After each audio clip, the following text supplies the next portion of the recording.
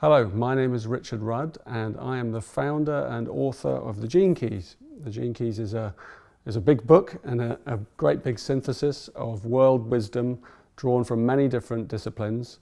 It's partly rooted in the Chinese I Ching. It also brings in sciences and things such as astrology, and it brings in all kinds of analysis of psychology and sociology, indigenous wisdom. Many other different streams of knowledge come together. And essentially the central purpose of the Gene Keys is to help you find your purpose, your higher purpose. And when I say higher purpose, I'm really referring to that inside every single one of us is something that we're here to bring to the world, some spark of genius. And that's what the Gene Keys is all about. That's what this book is about. I'm going to, over this series, show you how you can use this book to help unlock that spark and to bring that genius out into your life. I thought I'd begin by telling you a little bit about how the book came to be. Essentially, I was living a normal life, and funnily enough, I was going to be a wine merchant actually.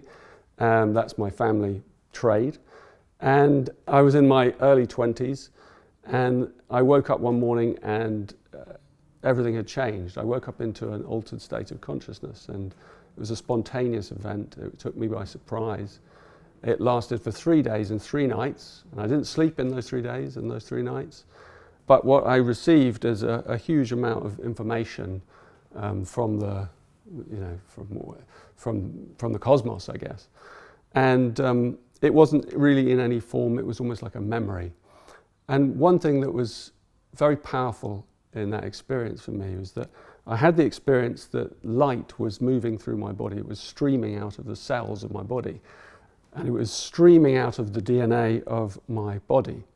And that now has a great relevance, because as I have unraveled the meaning behind those 3 days over the past decade at least, and 2 decades, it's become this teaching called the Gene Keys. And the Gene Keys is all about the embodiment of a sacred wisdom that lies inside us, inside our physical body, so literally in the fabric of our DNA.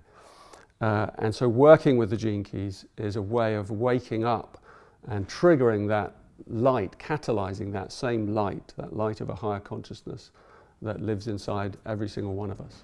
So as the Gene Keys has evolved and grown over the years since I've written the book, it's evolved into lots of different directions in a very broad way, and so it has lots of applications that you can explore. It has applications in organizations where you can examine different patterns that occur in groupings and teams. You can also examine and understand the way in which relationships work and the chemistry between people. And the component that adds astrology is very interesting. It creates a profile, a Gene Keys profile, which you can look at, and also it's another way of exploring the Gene Keys and using this book. The reason it's so broad is because it's based on a fundamental pattern that's found throughout nature, and that pattern is based on the number 64. Right down to the programming code of all our technology, which is based on 64-bit technology. Also our body, which is based on 64 codons, the genetic coding of the physical reality and all life. You also find it in the musical octave, and you find it in natural organic architecture through the phi ratio and all kinds of areas. So you'll see this same universal code keeps appearing throughout nature, and it also seems to be something that our ancestors understood quite well, because they caught it in their ancient systems, and particularly the Chinese, who encapsulated it in their amazing book, the I Ching, which has been understood as an oracle, as a way of understanding the patterns and rhythms and seasons of life as it flows. So the Gene Keys, it kind of dips and dives through all of this material because it's playing with this same universal code. But ultimately that code comes right back to us, to you, to your life. What can it do for you in your life? How can it improve your life? That's what the series is about, and that's what working with this book is about. It's about taking this information deep inside yourself and examining the things that are coming up, the things that you struggle with in your life, and you can use this book to help you understand those things and to release difficult patterns and to transform your nature into these higher essences, this light that's hidden in your DNA. That's something that you can use the gene keys to help release and then expand your life, your genius, your impact in the world, and indeed your very consciousness. So in the ancient Vedic culture of India, they had an amazing way of understanding how to work with a sacred text. And so I'd like you to think of this as a sacred text and to approach it in that way throughout this series. And the way they understood it is it has 3 phases. And the first phase was called Shravana. And Shravana means listening and imbibing and taking in. And this is the first thing. So I want to start by just doing a little exercise with you. So wherever you are, I just want you to sit down, make yourself comfortable, maybe place your hands on your belly and just take a deep breath and come into a calm space inside yourself. And then just gently close your eyes and go inside yourself and think about your life right now. And think about something that you're finding difficult in your life right now. It can be anything, something you may be struggling with. It could be a person, it could be something that feels a bit out of your control, something that makes you feel a bit of pressure. And bring that to the forefront of your awareness. And what I want to invite you to do is, holding that in your awareness, to turn to the book.